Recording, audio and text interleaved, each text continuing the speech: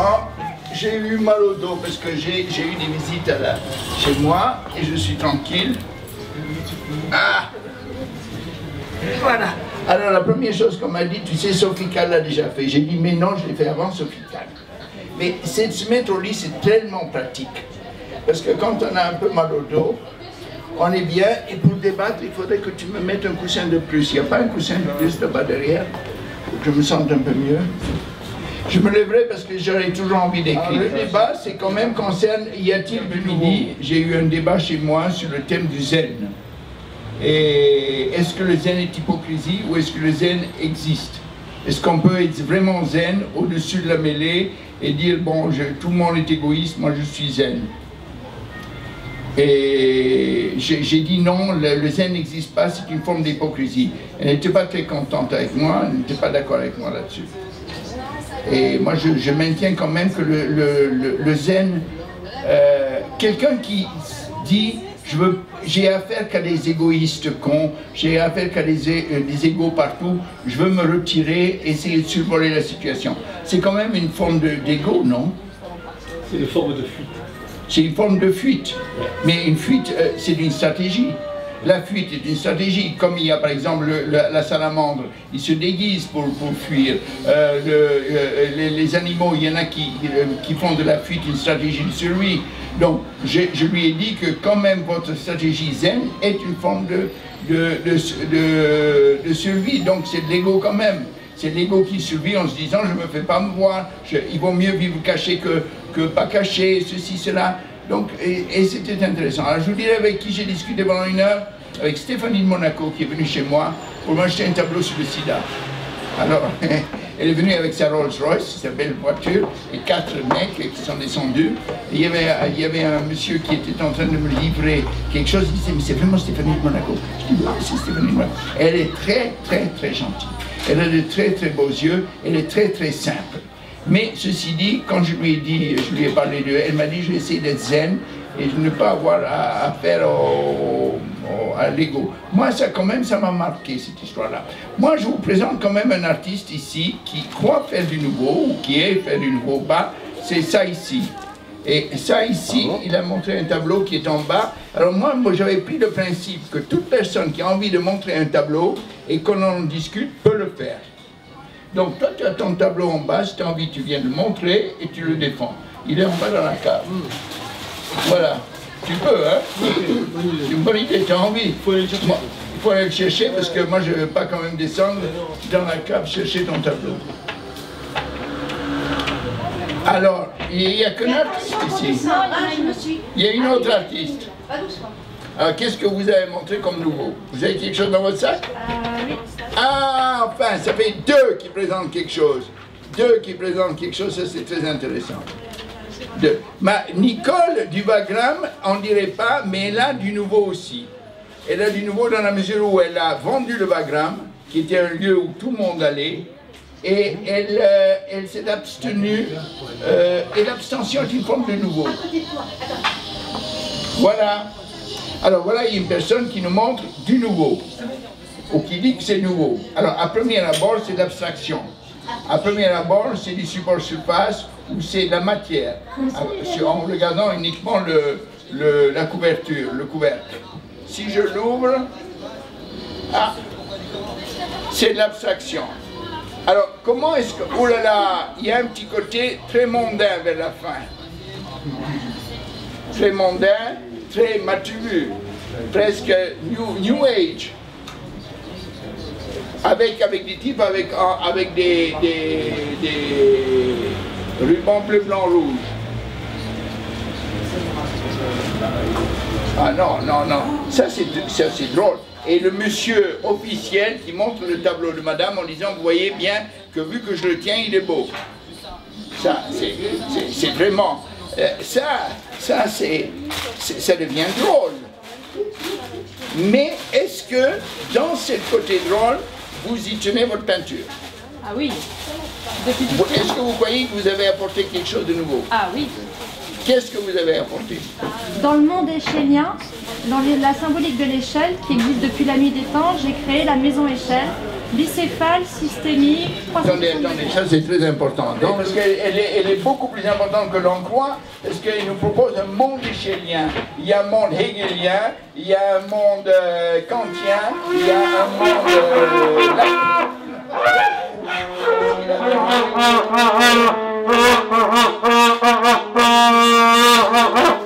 Je vais rappeler qu'on va débattre de votre nouveauté tout à l'heure. Parce que le problème c'est qui a quelque chose de nouveau à apporter. Vous apportez quelque chose de nouveau. C'est bien, c'est positif. C'est rentrer dans un espace et étonner les gens avec trombone, c'est nouveau. C'est quand même un 4 sur 10. 4 sur 10 de nouveauté. Mais est-ce qu'on peut faire une carrière avec? Ah, ils sont partout, oui, il faut s'entraîner. Oui, ils sont partout, ils sont très forts. Donc c'est un groupe. Donc on doit les classer dans le cadre des groupes. Dans les groupes de vivants, tout ça. Moi je classe. Mais je voudrais revenir à madame qui m'a présenté ça en me disant c'est nouveau. Elle a dit que c'est dans le cadre échélien. Est-ce que vous pouvez vous expliquer? Depuis la nuit des temps, vous voulez le micro? Oui, s'il vous plaît, mais parlez fort dans le micro. Ah, moi je peux m'endormir? Alors, depuis la nuit des temps, dans tous les continents, sur toutes les cultures, le monde des échelles existe. C'est une symbolique très forte, depuis Confucius jusqu'à nos jours. Et quel que soit le métier, quelle que soit la situation dans notre vie quotidienne, tout est en degrés, tout est en thème de mesure, y compris homme, qui veut dire celui qui sait mesurer, donc aussi bien les distances que le poids de ses mots, que le poids de ses actes, et d'où le sens de la responsabilité dans le monde échélien. Et j'ai repris cette grande symbolique donc, de Confucius en passant par l'échelle de Jacob, l'échelle de Saint-Benoît, l'échelle de Saint-Vincent et toutes les autres échelles qui existent, aussi bien dans le monde technique que dans le monde médical, scientifique, ou bien tout simplement humain. Alors, échelle, par exemple, dans le monde artistique, on dit qu'il y a une échelle de valeurs entre Manet, Monet, tout ça. C'est une échelle. L'échelle des valeurs, l'échelle des couleurs, l'échelle des temps, l'échelle des distances. Dans la médecine, l'échelle de Braddon, l'échelle de Katz. Enfin voilà, tout se mesure et tout est échélien. Et donc j'ai repris ce thème classique après avoir étudié les différentes échelles dans différentes civilisations et à travers les différents temps. Et je l'ai rallié. C'est-à-dire que les Mayas, ils ont leur échelle, les Occidentaux, ils ont leur échelle, les Inuits, ils ont leur échelle. Et l'échelle veut dire quoi? Meilleur ou moins bon? En dessous de tout, ou est-ce qu'il y a une échelle? Comment elle est deux? C'est le symbole de l'air, et en clair ça veut dire ne pas rester là où on est, mais aller de l'avant et progresser, ne pas avoir peur de se dépasser, d'aller vers les autres. C'est aussi un point de rencontre entre un point X et un point Y, et l'échelle est un passage, un chemin. Et les symboliques les plus fortes de l'échelle qui se regroupent à travers toutes les civilisations, c'est la liberté, le chemin, le passage et l'ascension. Voilà, donc c'est un point commun entre toutes les cultures. Et moi j'ai étudié... Non mais là, vous décidez, cela c'est comme si vous faites une cosmogonie, une cosmogologie, comment est-ce qu'on appelle ça? Quelqu'un qui explique l'univers, qui a décidé d'expliquer l'univers à partir du thème de l'échelle. Tout le monde a des échelles, et dans l'échelle, je suis l'échelle des échelles. C'est ça. Alors, mais c'est tricherie, ça. C'est l'échelle que j'aime. C'est l'échelle. C'est pas moi qui ai décidé. C'est pas moi qui ai décidé, c'est à force de lecture et de recherche, et j'ai fait une sorte de travail d'épistémologue, et c'est les points de rencontre. Oui, mais quand même, ça a l'air d'une revue de pute, dans la mesure où, regardez, il y a la photo, là, vous êtes avec le prince régné ou je ne sais pas qui, là vous êtes en sorte, c'est l'échelle de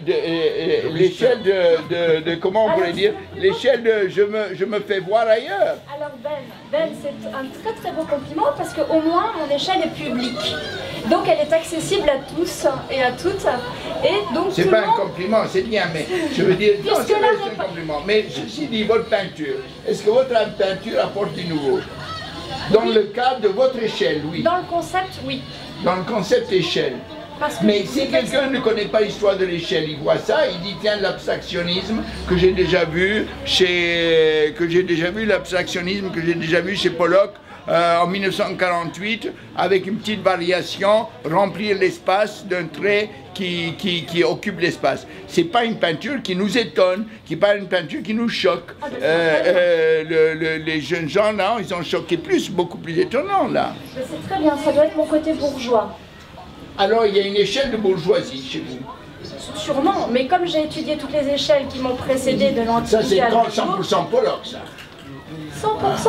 Bah, presque, on dirait Alors que là, il faisait beaucoup de plis, il était tout en aiguille et moi je suis tout en rondeur. Ah, tandis que là c'est différent, mais là c'est joli. Vous savez qu'il y a un artiste qui fait un peu ce que vous faites là, et qui est rue Dante, et qui s'appelle il a un magasin qui s'appelle le Non-Art gratuit, qui est fantastique, et que je trouve que je lui ai donné une bonne note de nouveau. Mais vous ne le connaissez pas, je sais pas, moi je ne le connais pas assez pour en parler. Ceci dit,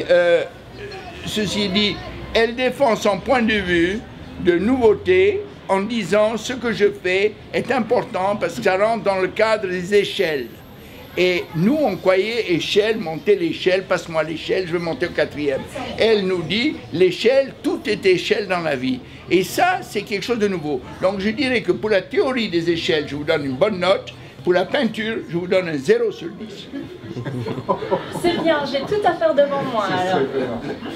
Maintenant, on passe à l'œuvre de ça ici. Mais je sais pas, vous avez droit. Non, mais moi je vous donne. Mais les gens vont trouver que votre tableau est très beau. Où est ton tableau, ça ici?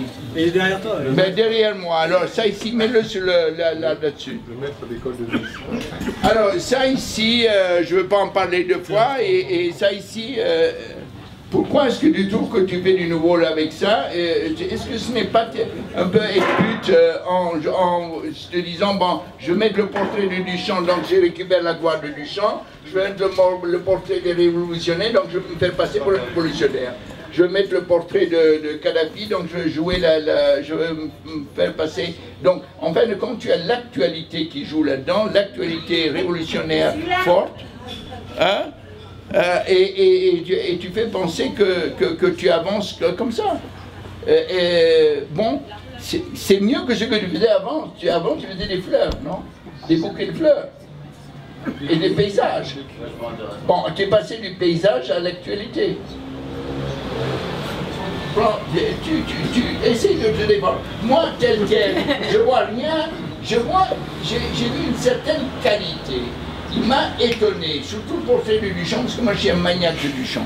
Donc automatiquement je me suis dit, il veut récupérer l'actualité, et la récupérant, il dit, moi ça ici je marche avec.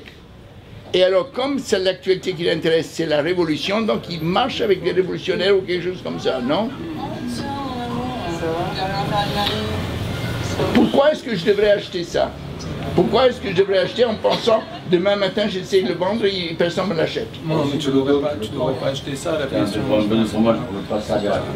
Non, pourquoi? Parce que tout le monde je t'aime toi.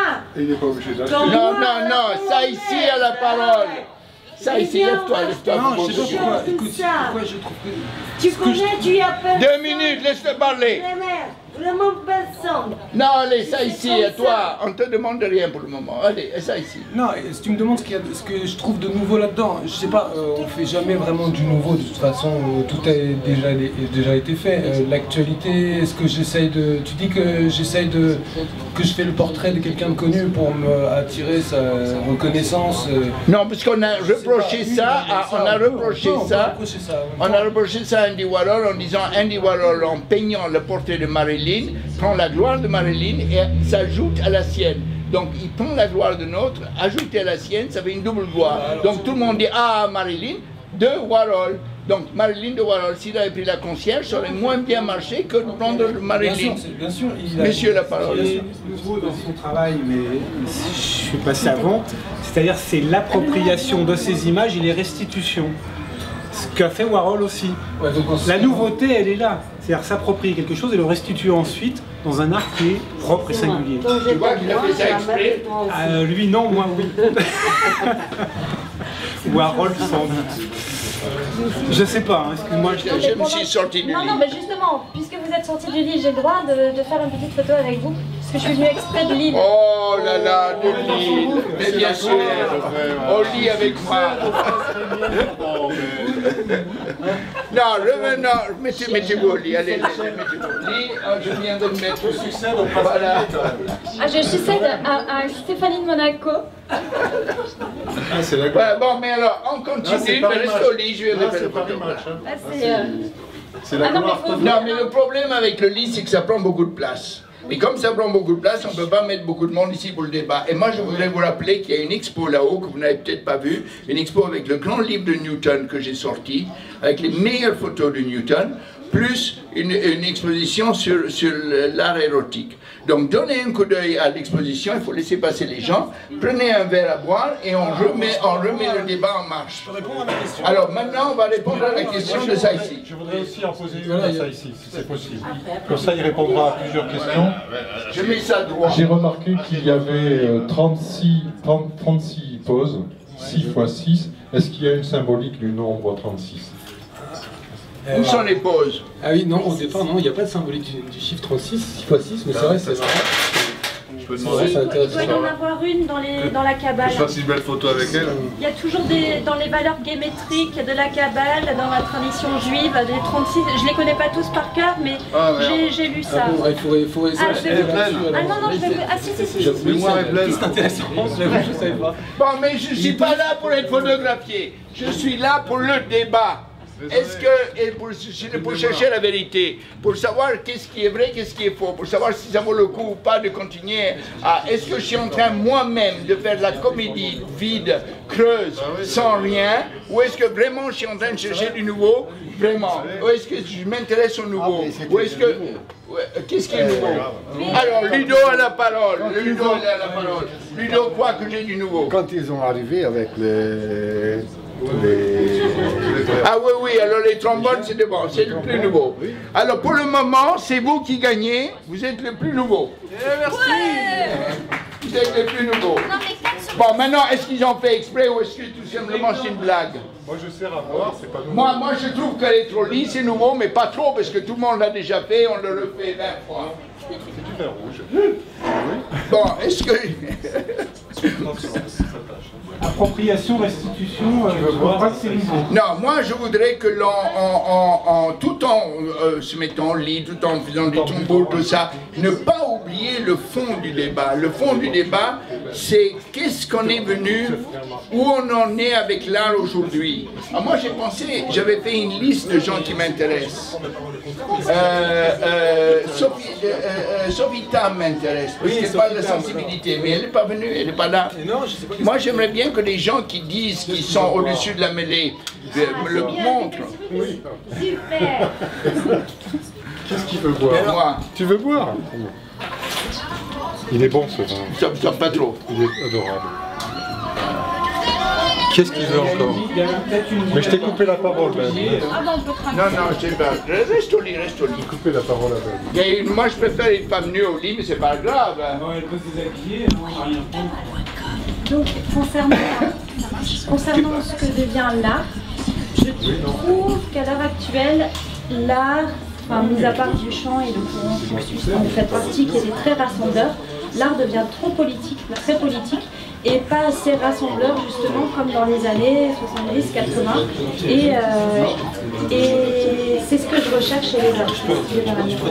Attends, il faut répéter ce qu'elle a dit. Il faut répéter. Elle a dit, parce que moi j'aime bien, elle a dit que l'art devient trop politique. Et moi, il y en a ici qui trouvent le contraire, que c'est pas assez politique. Parce qu'en fin de compte, je lis la phrase de Buren, qui est là, que j'aime pas Buren spécialement, mais Buren a écrit... qui a écrit « Il n'y a pas un art politique et un art qui ne le serait pas. Tout est art et politique et dans son ensemble, art en général réactionnaire. Réactionnaire voulant dire « Oui, je veux garder ce que j'ai, mon argent, mon ceci. » L'artiste est un égoïste. L'égoïste, il écrase les autres. Donc l'artiste n'est pas un altruiste. L'artiste est avant tout un égoïste qui veut de la gloire, et le jour qu'on lui donne la gloire, il n'en a rien à foutre des autres. Alors le problème c'est, est-ce qu'il y a un art où on aime les autres? Il y a un art où on peut faire semblant d'aimer les autres. Il y a un art dans lequel ma spécialité c'est d'aimer les autres. C'est qui? C'est Sainte Teresa. Ah, la parole est à toi. Donc là, j'aimerais revenir. Enfin là, je suis un peu, je suis peut-être en désaccord en fait avec ce côté égoïste quand tu dis que que l'artiste généralement n'aime pas les autres. Moi, je donnerais l'exemple en fait d'un artiste. Je sais pas si c'est vraiment un artiste, mais je parlerai en fait de Georges Massounas. Georges Massounas, quand il a voulu créer le groupe Fluxus, quand il a eu cette idée et tout le processus qu'il a mis en marche, c'était justement de rassembler en fait plusieurs artistes internationaux et donc d'essayer d'être comment dire, d'avoir un peu une posture anticonformiste par rapport à et anti-bourgeois aussi. Anti-bourgeois, et il a voulu que l'art ne se vende pas. Il a demandé à ceux qu'on fasse tous de l'art gratuit, presque, et ceci, cela. Et aujourd'hui, un petit œuvre de Massounas coûte 1000 €. Donc, en fin de compte, il n'a pas réussi. Il n'a pas réussi. Il a voulu jouer l'anti-vedette, il a voulu jouer On est tous des artistes, comme Beuys, il a voulu jouer la carte de l'ouverture, et elle n'a pas marché, puisque aujourd'hui, les musées se disent, j'ai un Massounas, ça vous mine, et l'autre qui dit j'en ai 2. Donc en fin de compte, tu ne peux pas éliminer l'élitisme. On ne peut pas éliminer l'élitisme. Non, je veux dire que, moi je ne veux pas le dire, mais il y a une tentative du Bauhaus à un moment donné, en 1920, ou je ne me rappelle plus, de dire on a marre de la décoration bourgeoise, on va faire des chaises très simples sur lesquelles les gens peuvent s'asseoir seulement. Des tables très simples. Ils ont fait le Bauhaus. Et le Bauhaus était anti-bourgeois, anti-décoration. Et qu'est-ce qui est devenu? Maintenant, si tu trouves une chaise Hoffmann Bauhaus, ça vaut 36 000 $. Et la chaise rococo du type de l'époque vaut que 400 $. Donc en fin de compte, le Bauhaus, parce qu'il a apporté du nouveau, le nouveau est toujours raréfié et toujours considéré comme important. Alors attends, on va lui donner la parole à lui. Alors voilà, écoute, puisque tu veux la parole, on te la donne, mais tu ne casses pas les pieds. Il va jouer. Alors tu ne peux pas jouer ici, tu joues pas ici. Parce qu'en jouant, et puis il faut une Gibson de Paul Naref. Je monte pas mon cul, moi. Ludo, tu le mets dehors, gentiment. Mets-le dehors. Dehors, tu le mets dehors. Il est fou, Ben. Je reviendrai, je t'aurai. Oui, mais on te met dehors quand même. Mets-le dehors. Bon, mais c'est pas ça qui compte. Ce qui compte, c'est qu'il croit en l'art et il a fait une fois une foire de l'art. Et cette foire de l'art, il a ouvert à tout le monde. Il n'a pas dit je prends que 12 ou 15 galeries élitistes pour être dans Art Press, pour être dans Beaux-Arts. Il a ouvert à tous les artistes et à tout le monde pour avoir un stand.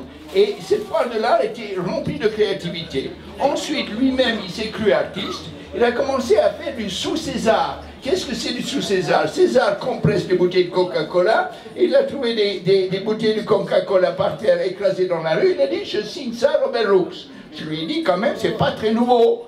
Ah, mais tiens, ici on attaque, hein. C'est un espace à débattre. Alors on va essayer de le mettre minable, ton Robert Rooks. On va le mettre minable. C'est du souk César. Bon, mais après, tout d'un coup, à force de faire du sous-César, à force d'en coller un sur l'autre, il s'est aperçu qu'il y avait quelque chose derrière qu'il n'avait pas vu. Et que César n'avait pas vu, c'était dans les couleurs et dans quelque chose se passait.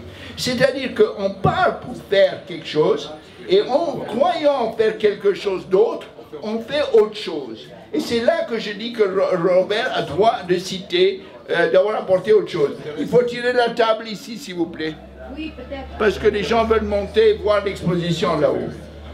C'est intéressant. Croyons faire quelque chose. Allez, on tire la chaise là-bas. Voilà. Là par exemple, là, vous êtes en train de faire la musique pour chaises et tables de la Montaigne. Parce que un jour, la Montaigne a pris des chaises et tout le monde a commencé à bouger les chaises et il a inventé la musique pour chaises. Mais ce que la Montaigne a apporté comme nouveauté, c'est la longueur. C'est-à-dire qu'il faut que ça dure longtemps. Il a fait une musique qui est répétitive, qui a donné celle de Phil Glass et de tout le monde. C'est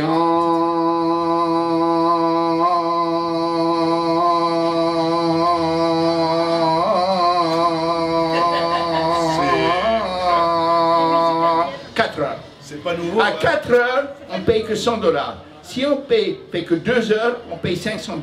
Si on fait 1 minute, on paye $1000. Donc plus c'est long, moins on paye. C'est comme ça qu'il a fait jouer ses pièces très longtemps. En Inde, ça dure 6 heures. En Inde, ça dure 6 heures. Donc il est allé en Inde, il a rencontré les pandits. et tout ça, et il les a fait venir. Et c'est là que je lui ai fait un reproche à Lamont et Young, parce que Lamont et Young était sorti quelque part de la classe de John Cage, il avait trouvé du nouveau. Tu t'en vas? Non, non, non, je suis là, je suis là. Bon, je voulais savoir si on peut t'attaquer encore un peu. Non, parce que moi j'ai attaqué. Parce que là, j'ai parti dans une grande tirade. Donc ah, il a dit que je suis parti dans une grande tirade. Bon, mais c'est vrai que j'étais parti dans une grande tirade. Sur John Cage. Sur John Cage qui reste un de mes maîtres à penser. Mais c'est pas John Cage, c'était Lamont et Young qui a donc créé la musique répétitive et la longueur qui, comme il le dit, vient de l'Inde du Nord.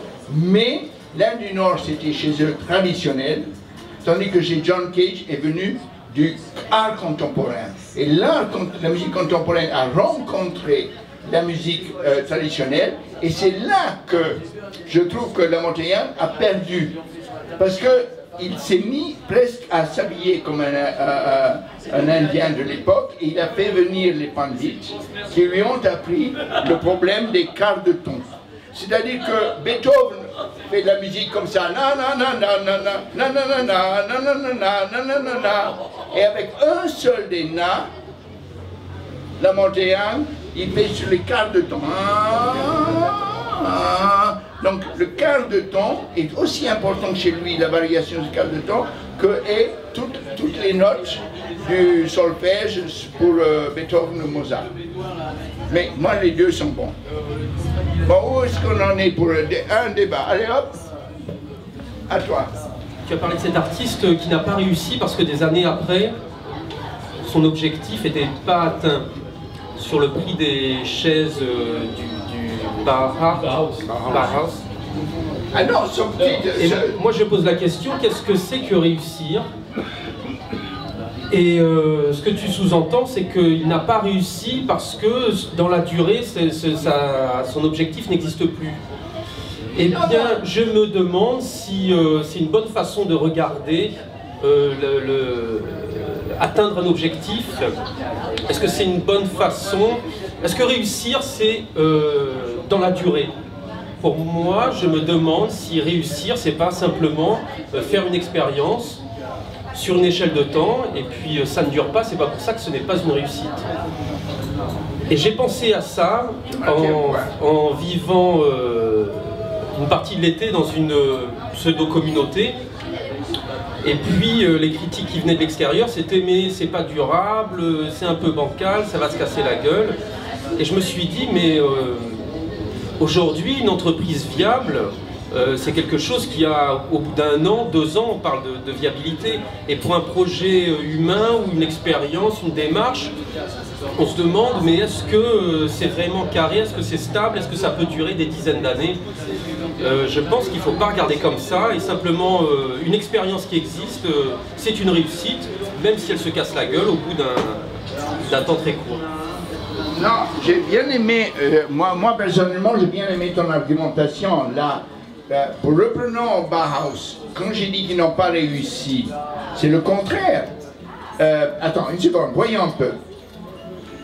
Il y a la bourgeoisie qui est au pouvoir. Il y a le royaume, tout est fioritura, fioritura, fioritura, belluzza, et tout est décoration, de volutes et tout ça. Arrivent 2 ou 3 révolutionnaires qui disent revenons au naturel. On va créer le centre Bauhaus avec des chaises très simples, des tables qui ressemblent à une table, des chaises qui ressemblent à une table. Et on va faire de cela pour lutter contre la bourgeoisie d'une manière ou d'une autre. Comme Dada a voulu lutter aussi à un moment donné contre la bourgeoisie, l'art bourgeois, tout ça. Et en fin de compte, ils croyaient faire un art de masse, un art que tout le monde ferait. Ils ont quand même réussi indirectement, c'est Stark. Mais ils ont voulu faire un art de masse. Mais aujourd'hui, si j'achète une œuvre Bauhaus de cette époque-là, elle vaut plus cher que l'œuvre chose. Bon, ça c'est une chose que j'ai dite, mais je ne reviens pas dessus. Par contre, ce que tu dis là, au niveau des expériences des communautaristes et tout ça, je te donne raison. Moi je donne raison. Je pense que qu'une expérience, c'est une expérience. Qu'est-ce que c'est que réussir en général? Et qu'est-ce que c'est que la réussite en art? Alors peut-être qu'il y a la des réussite différences. en art, c'est la gloire, la célébrité, la télévision, la radio.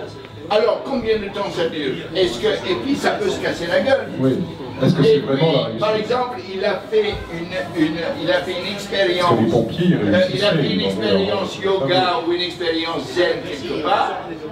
Et il dit, quand on lui a dit, ton expérience zen, c'est du réchauffé, du mai 68 réchauffé dans le style oui, on va tous aller au Larzac sans rien comprendre à rien. Et il dit quand même j'en ai tiré quelque chose d'important pour moi. Alors peut-être qu'il en a tiré quelque chose d'important de cet échec. De cet échec que fut de croire qu'on allait changer l'espèce humaine en allant élever des chèvres dans le Larzac. Fayoum, c'était des grands portraitistes au début du siècle, même au début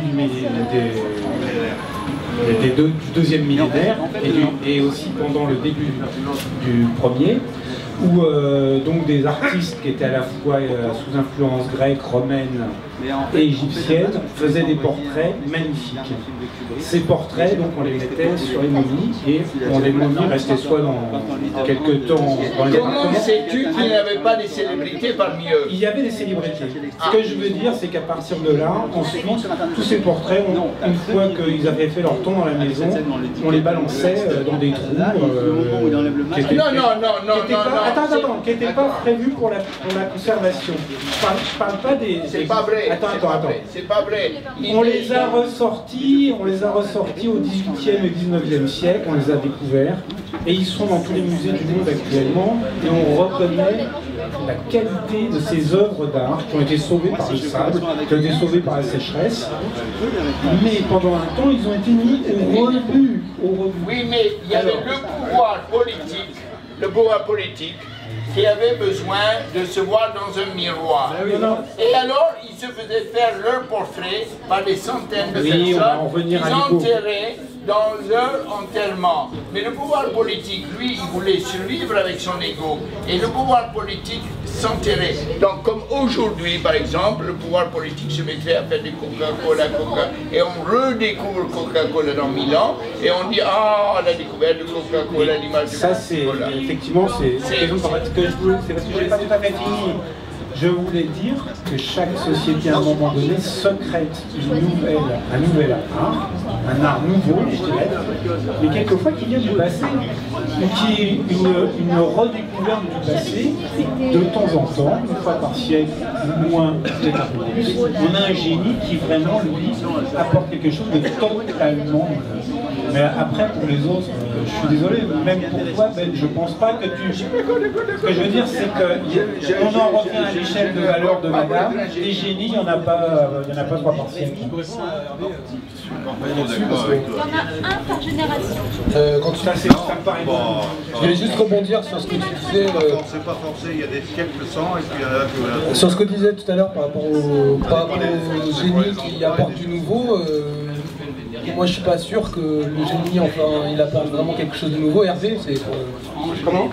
Je pense que, je sais pas, par exemple, si tu prends des grands artistes comme Raphaël, ils ont fait que reprendre les travaux qui étaient déjà faits par leur maître et ils les ont ressortis à leur sauce. Et la modernité qu'ils ont pu apporter, c'est l'interprétation qu'ils ont fait de quelque chose, d'une œuvre qui était déjà existante, qui a évolué petit à petit. C'est ça le nouveau. C'est d'amener toujours le pion un petit peu plus loin et un petit peu plus loin dans une direction. Par rapport à ce que tu disais sur les Fayoum, je trouvais ça intéressant parce que ça, après, ça ramenait à l'histoire politique de ces Fayoum, c'est qu'en fait c'était une image qui était politisée. Et aujourd'hui, ça ramène à la question, à Nice par exemple, de ce qui est fait justement en politique. Quand les artistes, ça devient quelque chose qui rajeunit une image ou qui défraîchit les politiques, c'est pas là que ça nous intéresse. Par contre, quand ça dépend du point de vue. Oui, ça dépend du point de vue. Et je pensais que par exemple à Nice, où on a pas mal d'histoires avec la peinture naïve et l'histoire de l'art naïf, il y a des artistes qui ont été. Tu parlais la dernière fois d'un artiste qui est mort aujourd'hui, je crois, qui faisait une peinture assez naïve. Tu te rappelles? J'ai oublié son nom. Ça va me revenir. Enfin, je voudrais dire que Andy Warhol a été exposé au musée d'art natif. Sur Nice qui était Regarde. Non. Tu vois, Beaubréguet, voilà, tu parlais de Beaubréguet et je me disais que justement, une ville comme Nice, elle aurait la responsabilité par rapport à un artiste comme ça de montrer son travail dans le sens où il s'inscrit dans une dynamique locale aussi, dans une tradition locale. Parce que ça, Beaubréguet représente le singulier. C'est un singulier, comme toi tu étais presque un singulier, comme on est des singuliers. Qu'est-ce qu'on fait des singuliers? Des gens qui ne rentrent pas dans un groupe, et qui ne ressemblent, qui ne font pas de l'abstraction le même jour que tous les abstraits, qui ne font pas du conceptuel à la manière des conceptuels, mais qui sont des singuliers malgré eux. Nous en avons un fou dehors qui veut rentrer pour nous chanter une chanson, c'est un singulier. Laisse-le rentrer le singulier. Alors, nous allons étudier le singulier. Veuillez remarquer un singulier. Alors, le singulier, il est d'abord différent des autres. Il est le singulier, je peux te montrer le singulier. Voilà, le singulier. Il a toujours un peu bu pour être différent, être lui-même. Est-ce que monsieur le singulier, le singulier rit? Est-ce que tu peux nous parler un peu, s'il te plaît? Vous chantez une chanson, le singulier. Le singulier peut chanter une chanson, mais est-ce que tu sais réciter un poème? Revivre l'amour dans l'essence désordonnée d'une fête éternelle. Joël Guénon. C'est elle qui a écrit ça. Alors, pourquoi est-ce que tu J'ai vraiment aimé, je l'ai amené en Égypte. Pourquoi est-ce que tu as aimé Joël Guénon? Elle n'a pas pu rentrer dans la pyramide de Khéops, dommage pour elle, elle était claustrophobe. Est-ce que tu l'as amenée en Égypte vraiment? Oui. Oui. Est-ce que tu étais amoureux d'elle? Oui. Est-ce que tu as aidé jusqu'au bout pour elle? Oui. Bon, et on a... Elle ne pouvait plus avoir d'enfants, elle avait eu 3 avortements à cause de Valenzi, de Support Surface, l'école de Nice. Un mec, et il lui avait fait faire 3 avortements en Hollande à l'époque, c'était comme ça que ça se passait, parce qu'elle avait 10 ans de plus que moi. Quand je l'ai connue, c'était en 1989, j'avais 29 ans, elle avait 39 ans. Bon, on n'est pas la DGSE là, oh. Non, mais on n'est pas en garde à vue, même. Est-ce que tu es donc... Je suis en garde à vue, ici, chez moi. Non. Oui. I love you. Tu es en tu veux que je mette Stevie Wonder? Non, on va essayer, puisque tu veux parler, on va te disséquer, on va savoir qui tu es, parce que chaque fois on te voit... Je suis Fellini. Et j'ai écouté une émission sur France Inter d'un grand photographe qui a travaillé avec Fellini ce matin. Ouais, ce matin, ça m'a plu sur le marché. C'est un super photographe. Je ne peux pas te dire ce nom parce que j'ai oublié. Moi aussi, je fais un peu d'Alzheimer comme lui en ce moment. C'est pour ça qu'il est en plus. Continue. Non, ne chante pas. Parle. Parle.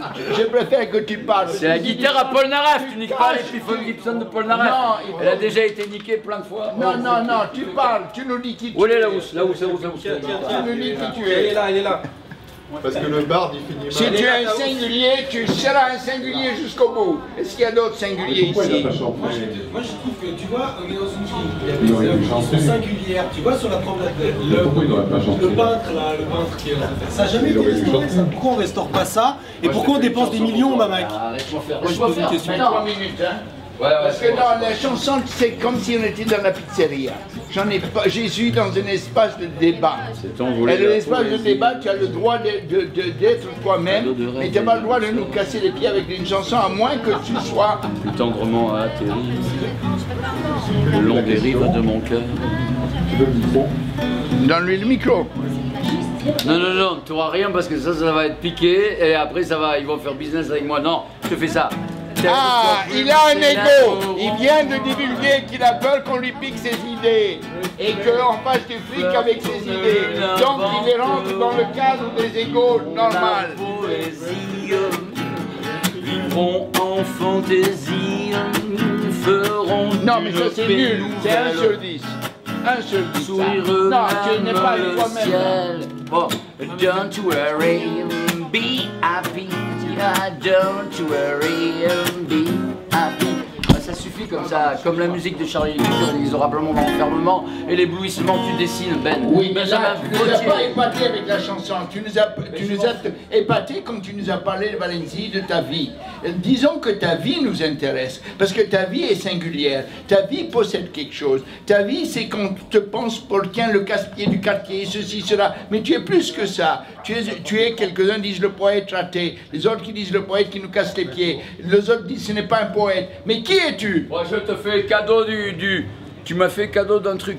C'est le dernier crayon de maçon, d'artisan maçon de mon papa qui a la maladie d'Alzheimer. Je te le donne à toi. Ah. Garde. C'est un grand cadeau, ça. C'est un grand cadeau. Ça, c'est un acte d'amour. Bon. Tu me donnes ça, par contre. Oui, oui, tiens, Gabriel, tiens. Bravo. Ça, pour moi, bon, attendez, alors maintenant, il va nous écouter, parce que nous, on est en train de savoir si à Nice, il y a du nouveau, ou si à Nice, il n'y a que des chercheurs de gloire. Est-ce que tout le monde n'est que là pour dire moi je. Ton petit escarène en plus, voilà. Moi je dis qu'à Nice, on jette l'argent par les fenêtres. Mais monsieur n'est pas un exhibitionniste, monsieur est un artiste. Et mon oncle il est refoulé de ne pas être artiste comme il n'y a qu'un artiste.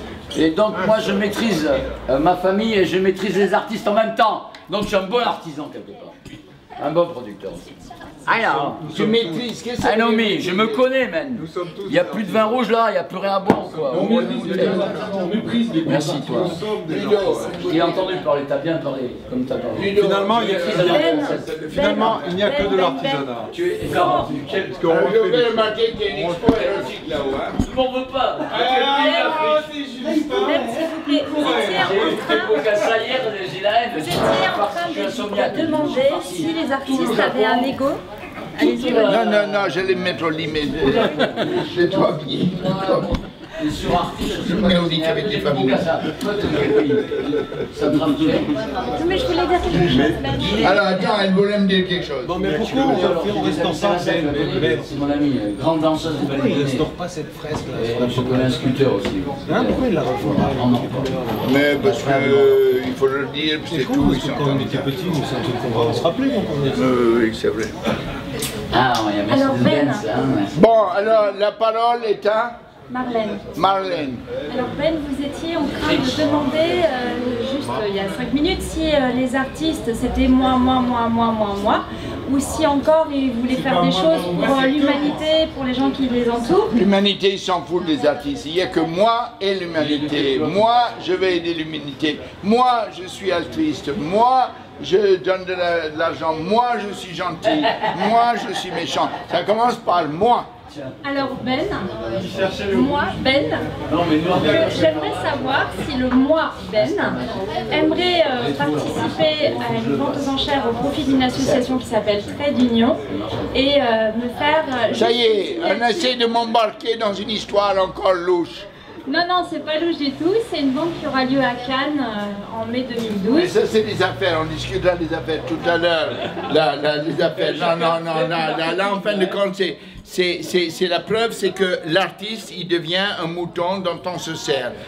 On se sert du mouton, s'il marche, on va le tondre, s'il ne marche pas, on va le rejeter, on dit tiens excuse-moi, je t'ai pas revu, je t'ai pas reconnu. Et s'il marche, s'il est connu, là on va essayer de le tondre. Voilà. Bon, et tu as essayé là une opération de tondre Ben. Est-ce que tu veux pas m'aider pour la vente de charité, pour les aider, les types qui sont cloche-pieds, qui n'arrivent pas à marcher? Non, je ne marche pas là-dedans. Si tu m'avais dit Ben... J'ai un droit de réponse. Elle a un droit de réponse. Ben, avant d'être qui vous êtes, est-ce que vous êtes? Il y a des gens autour de vous qui vous ont élevé et qui ont cru en vous. Et donc, on démarre tous du point zéro ou de pas grand-chose. Mais bien sûr, mais moi je n'ai jamais cru en Ben vraiment. Je ne crois toujours pas en Ben, parce que je crois qu'il y a une surévaluation d'une situation qui est fausse. Je me dis, bon, je suis connu ici dans le quartier rue Vernier, ils me disent, bonjour, je te fais crédit, tiens, tu peux payer tes biens un peu plus tard. Mais stop, si je vais en Chine, il n'y a plus personne qui me connaît, ni rien du tout. Et puis, même pas. Et même si je t'ai connu en Chine, je dirais que c'est d'usurpation d'identité. Usurpation d'identité pour tous les artistes. Parce que les artistes, c'est tous des gens qui souffrent d'art, c'est tous des artistes qui ont un ego, c'est tous des artistes qui sont la même chose. Donc il n'y a pas de spécialement important. Moi j'ai mis trop d'importance à Duchamp, j'ai mis trop d'importance à John Cage. John Cage et Duchamp m'ont lavé le cerveau et néanmoins, je suis sûr que si John Cage serait là, je dis écoute John, stop fucking me, because we've had too much of you. You did that silence piece, but it's not so important as all that. You invented it in 2 minutes. It's okay, it's enough.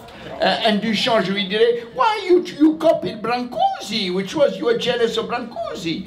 Et j'essaierai de les enfoncer. Pourquoi? Parce que je ne veux pas de vedette. Un des deux. Bravo. Je pose une question générale. Est-ce que l'art conduit au bonheur? Oui. Est-ce que l'art conduit au bonheur? Il n'y a pas de chemin vers le bonheur. Le bonheur est le chemin. Art veut dire savoir-faire, donc à partir du moment... Art veut dire savoir-faire, donc quel que soit le degré d'expertise et quels que soient les métiers, à partir du moment où vous atteignez un certain degré d'expérience et de compétence et de maîtrise de ce que vous faites, bah vous êtes heureux. Mais c'est de l'artisanat. C'est pas mal. Hop, à toi. Est-ce que l'art conduit au bonheur? Je pense que c'est comme avec le fric, si c'était le cas, ça se saurait. Et puis il y a suffisamment de contre-exemples pour que ce ne soit pas une loi absolue. Il y en a pas mal des grands artistes qui sont passés par la fenêtre. Et pourtant aujourd'hui on les reconnaît comme des grands artistes. Mais je suis pas... Sur... Pardon, vas-y. Annie voudrait parler, prendre la parole. Non, mais je pense que dans le micro. Rien ne conduit vraiment au bonheur, mais par contre, à un moment donné, quand un artiste fait une pièce dont il est fier, ou un poète, quand il fait un poème qu'il ressent bien, il est heureux. Bon, alors c'est... Non, il peut faire gonfler, ça le fait gonfler son ego aussi. Non, Annie a raison. Ah, mais tu dois bouger, mec. Annie a raison. C'est Annie qui a raison, là. Ça peut être ça, et ça peut être autre chose. Est-ce que c'est pas le bonheur? Oui, jusqu'à un certain point. Non, mais ça aussi. Est-ce qu'il y a à cause du vin? Non, je crois que Annie a raison, parce qu'elle a un côté bon sens. Le jour que je ponds un poème qui me plaît, même s'il plaît à personne, et que je me dis, merde, tu as trouvé quelque chose à dire, tu l'as bien dit en 4-5 mots, j'ai une satisfaction. Mais pourquoi cette satisfaction? Parce que je me dis, ça va emmerder les autres. Ils vont dire, Ben, il nous emmerde encore, il est le plus fort. Il a encore trouvé un truc qu'on n'a pas trouvé. Et pourquoi est-ce que je cherche ce moment de bonheur? Pour emmerder les autres. Ça c'est votre savoir-faire. Mais c'est ce qu'on aime chez vous, Ben. Mais ça rejoint la notion de génie dont on parlait tout à l'heure. C'est tout à l'heure vous disiez qu'il n'y avait pas beaucoup de génie. Il y en avait un X siècle et encore. Mais la chose c'est que des génies destructeurs, ce monde en est plein. Mais il y a très peu de génies créateurs.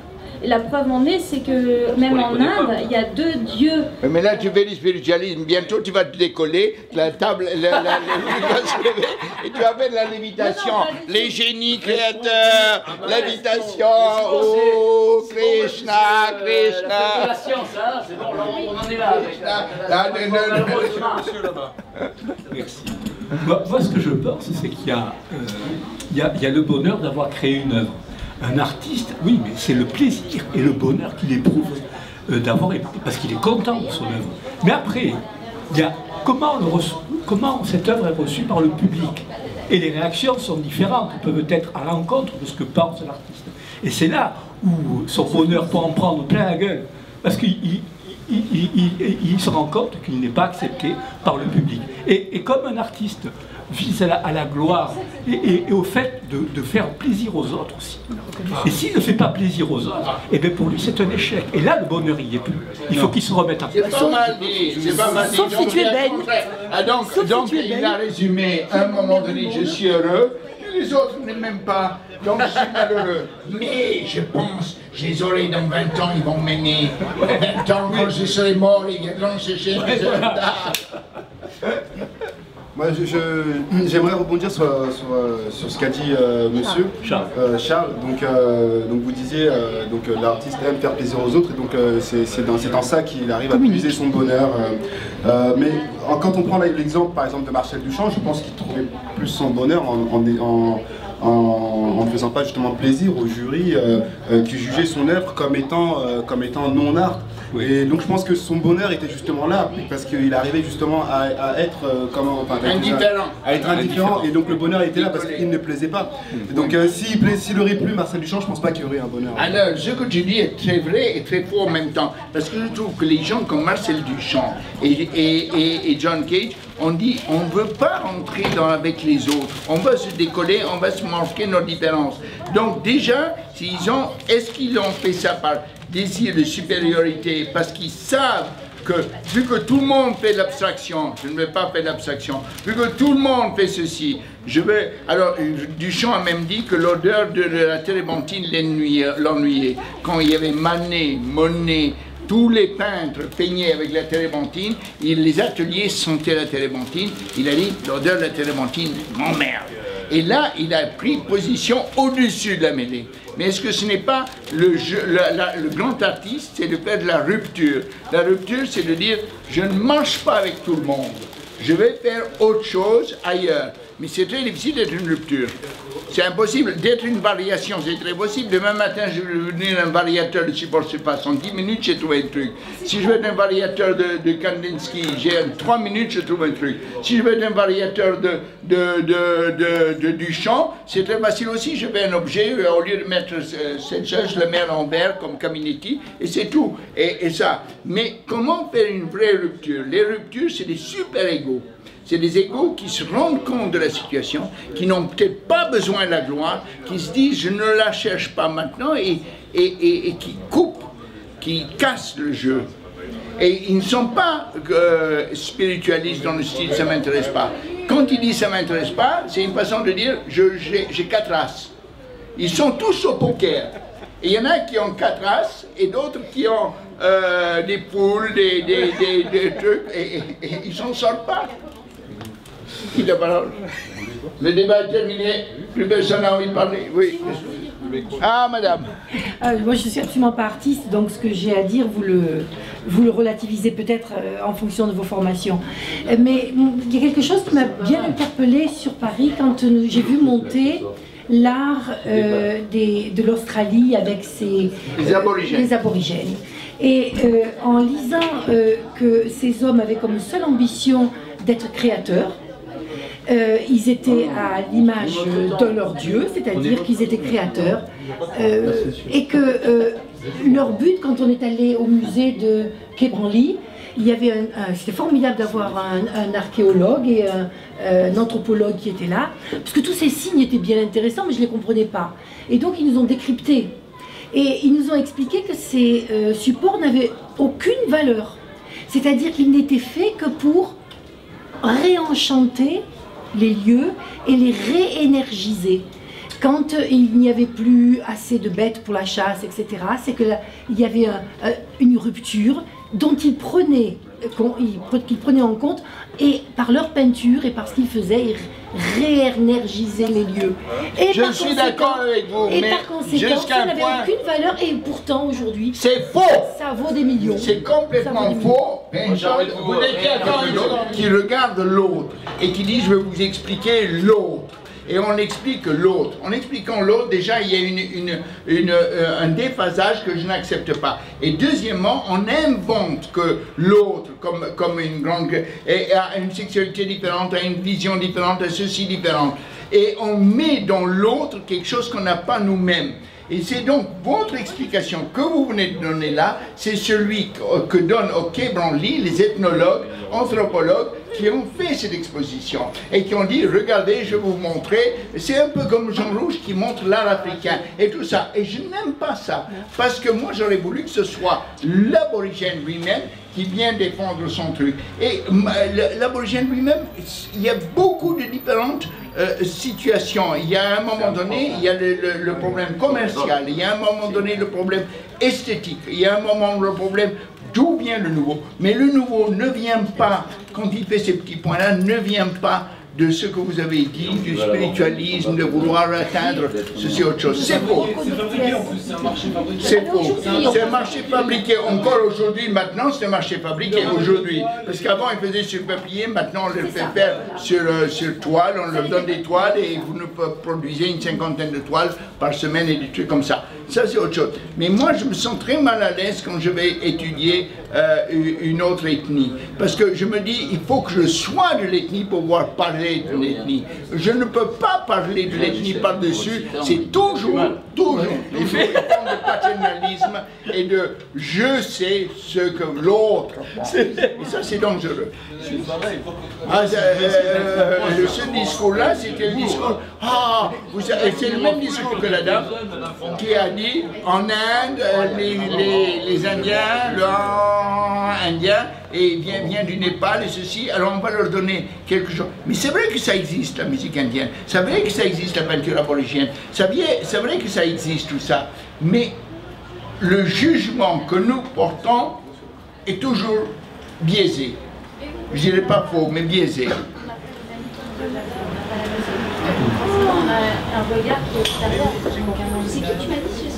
Forcément, on ne peut juger les choses, les gens qu'on rencontre, ou les situations qu'on vit, ou alors je vous les avertis, qu'avec nos codes à nous. Si vous ne l'avez pas vu, vous l'avez vu. Mais ceci dit, si on voit Mais ça fait bien.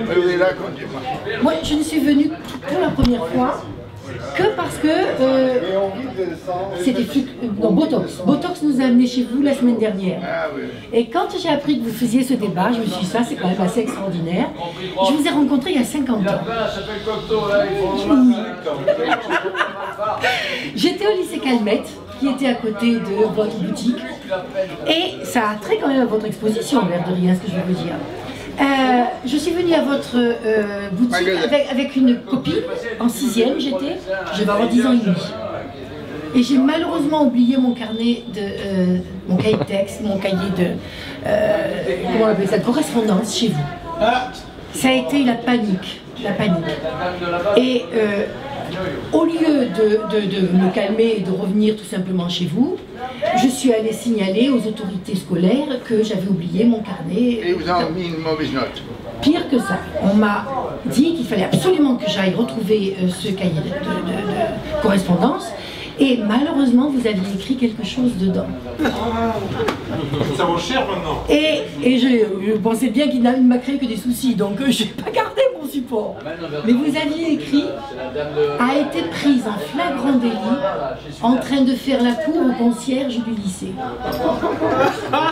Et j'ai paniqué en me disant « mais qu'est-ce que je fais de ce truc-là » Et j'avais 10 ans et demi, et me sentant coupable, parce que je savais bien que c'était pas bien de faire la cour au concierge du lycée quand même. Bêtement, je suis allée voir la surveillante générale. Et je lui ai dit, regardez madame, qu'est-ce que je fais avec ça? Et au lieu de me comprendre, oh, elle m'a dit, c'est vous qui avez écrit cette chose-là, certainement. Je vais vous tirer les vers du nez. Et je ne savais pas ce que voulait dire, tirer les vers du nez. J'ai vraiment cru qu'elle allait me torturer. J'avais 10 ans et demi. Et donc cette histoire m'a mise, pour ainsi dire, à l'encre rouge au lycée. Hein. À l'encre rouge, parce qu'en plus il y avait une histoire de souris dans le laboratoire qui avait été... la cage avait été ouverte. Et d'ici à croire que c'était moi qui l'avais fait, on n'en était pas loin. Donc je vous dois des souvenirs tout à fait intéressants. Très bien. Et si vous le permettez, je vous donnerai après, quand vous aurez 2 minutes, un document. Parce que 50 ans après, étant devenu quand même professeur, entre les deux, l'école a tant changé que je voudrais vous montrer d'où je partais avec mes 10 ans et demi, où je suis arrivée à 60 ans, et comment, quelque part, vous avez opéré pour moi quelque chose de très important. Grâce à cette histoire que j'ai mis longtemps à digérer, hein, cette histoire, j'ai quand même compris qu'il fallait du recul par rapport aux autorités scolaires, mais qu'en même temps, elles sont utiles. Et là où elles sont le pire, c'est quand elles trahissent. Bravo. Voilà, ça c'est vraiment très important. Bravo, merci monsieur. Bravo. Très belle histoire. Signore, volevo leggere la parola? Non, stasera no. Questa sera no. Voilà, ben, le débat il est terminé. Il y a une tentation terrible de rentrer dans le lit que je vais éviter. Oh là, qu'elle est belle. C'est le soleil de minuit, toi.